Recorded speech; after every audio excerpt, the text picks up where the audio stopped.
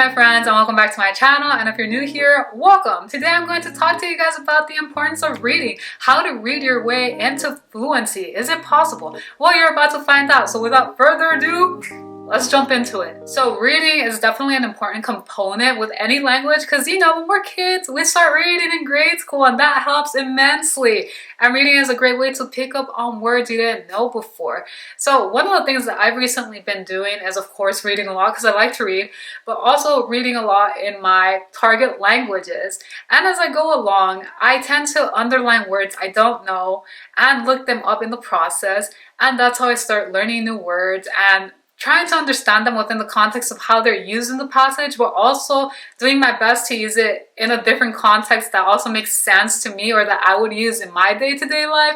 So I think it's a great way to just immerse yourself in the reading and also just do your best to internalize, but not force it. Just let it sink in, because even if you don't get it from the get-go, at some point you will. And it's crazy because I've noticed with myself that sometimes when I have conversations with native speakers, these words that maybe I didn't understand before, they somehow manage to come up in the conversation. You're like, oh, okay. And even words that you didn't think you knew before, they come to your mind and you use them, and then you look them up and then you're like, oh shit, it actually means what I thought it meant. I mean, it even happens with our own native languages. I noticed it with myself was like English and Spanish. Sometimes I'll be speaking and then this word just comes up in my head that up to then I don't think I had ever used before, and then I'm like, oh, blah blah blah blah blah, and I look up the word and I'm like, oh, it does mean what I thought it meant. So it's really crazy when you just read. And of course listening helps as well, but that's a whole different video. Today we're talking about reading, and I think that's a great way to also learn more about your particular topics of interest, because we all have particular themes, topics that interest us, that we love to talk about, and we do our best to train ourselves in speaking about these things in these different languages. And when you pick up a book and read things with regards to that topic, you'll start picking up on new vocabulary that you didn't know before, and just learning how to express yourself in that context of that particular topic.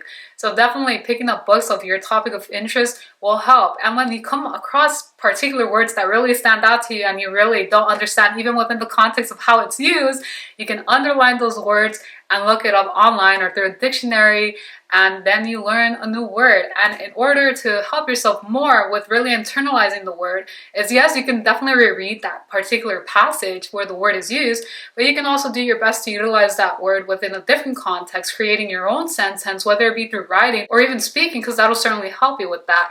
And it's a great way to really start learning new ways to express yourself, new ways of talking about different topics of your interest.